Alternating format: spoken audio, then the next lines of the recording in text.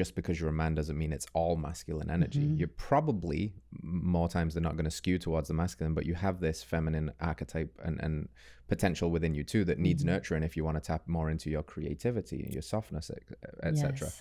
But, so that was a good explanation of what it is. And the second part of the question was, why are so many women disconnected from the feminine energy? Yeah, I think a lot of it's just programming. I think it's programming from our parents, from the school system, from dogmatic religion, and from the media. And there's a lot of fear. There's a lot of programming of fear that closes us. And so we don't have this actually healthy masculine energy. The masculine can create this safety. And because we have been programmed with so much fear, we close and we need to protect ourselves.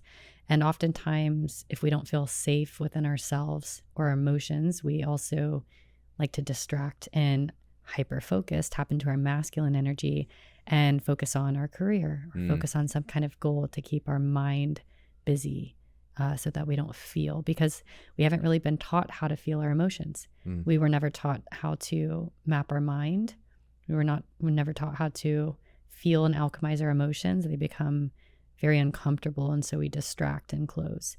I think there's also a big part of, there's a pendulum swing. I think women were repressed for, I don't know, if centuries. A long ass time. A long time. A long ass time. And so the pendulum swung. We took our rights back, and I think we just went a little bit too far. Yeah. Where we're like, we're a strong, independent woman. Don't need no man. Don't need anything. And we were so focused on being equals that we lost touch of our natural gifts. Yeah. And the media has done a wonderful job of glamorizing strong, independent women and very, very, not just emotionally in tune, which that can be masculine, but weak men. Yeah. I think they've really actually glamorized that. Yeah. What was a really good example was the last, I believe, Avengers movie. Did you see it? I don't think so. Avengers is the one with Hulk. Yeah, and no, Thor, I know the movie. I don't know if I've seen the last one though. Yeah, like they take Hulk's power away, and he never actually turned into like the angry, like strong Hulk. He actually becomes shy and reserved and doesn't step up to the plate.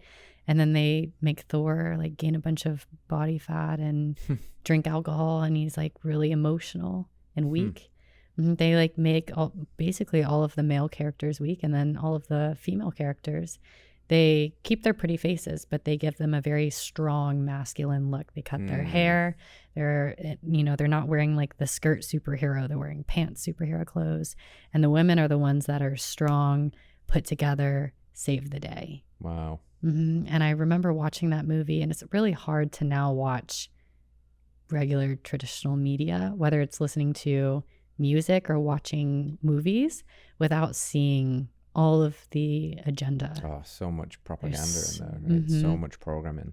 So I think a lot of it was programming and conditioning from the media, but I also, because we also have so many broken families, a lot of single mothers have had to take the role of the mother and the father. And so we also learn from our parents masculine and feminine energy without consciously understanding it. We just we imitate our parents.